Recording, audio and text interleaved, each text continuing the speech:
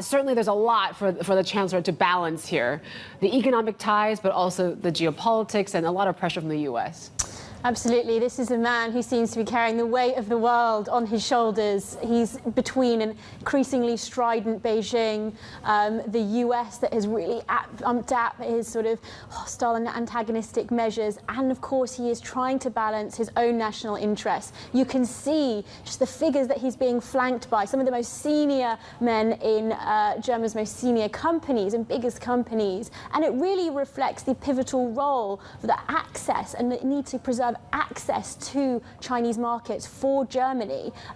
China, of course, is Germany's largest trading partner outside the European Union, and that really is about the sort of billions of euros that just a handful of these companies that are accompanying Scholz offer to the country.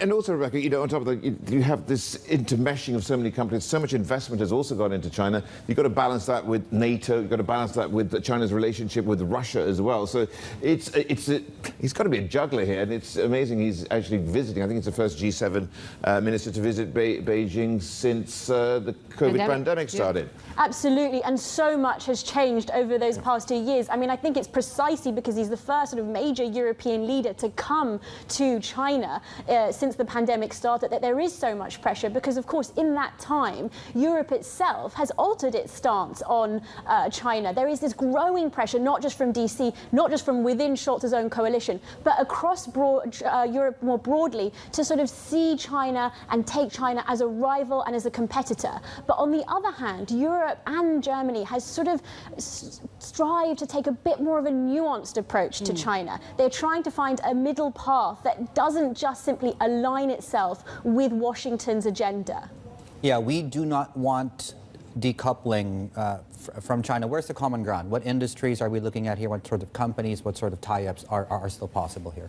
Well, Scholz has been very clear, and he reiterated that earlier this week in this story for a German newspaper that he wrote. Decoupling is not the answer, but they do need to diversify away from reliance on China when it comes to critical technologies. I think for China's car makers, for example, you know, there is an expectation that those very close ties will still remain.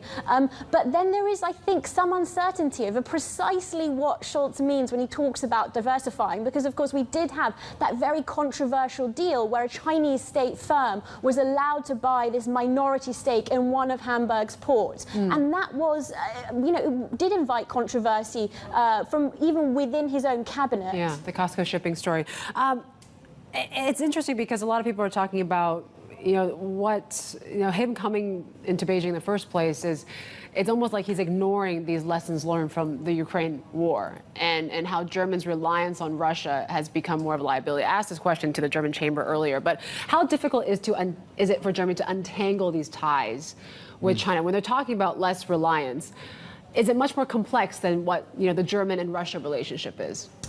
I think so, and not least because China, of course, is far more integrated into the global financial system than Russia was. And the other point is that this, you know, although Scholz is now confronting this dilemma, this was, of course, established, this sort of history of economic entanglement was established over the past 2 decades by his predecessors.